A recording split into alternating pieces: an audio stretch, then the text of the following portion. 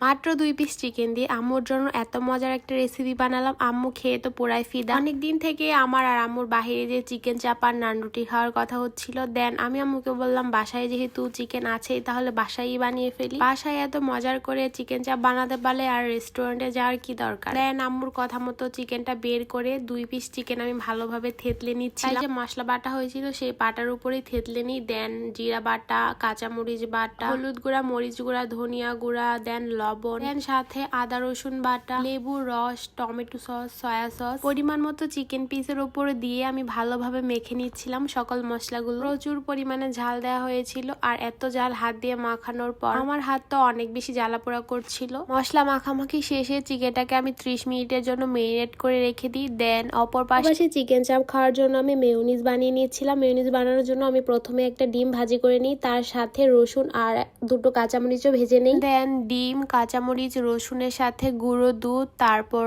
Oil আর কিছু পরিমাণে চিনি দিয়ে এটাকে আমি ব্লেন্ড করে নিব। তাহলেই আমাদের মেয়োনিজ রেডি হয়ে যাবে। আর এই তো বানিয়েও ফেলেছি। এখন আমি মেরিনেট করা চিকেন চাপটাকে ভেজে নেব।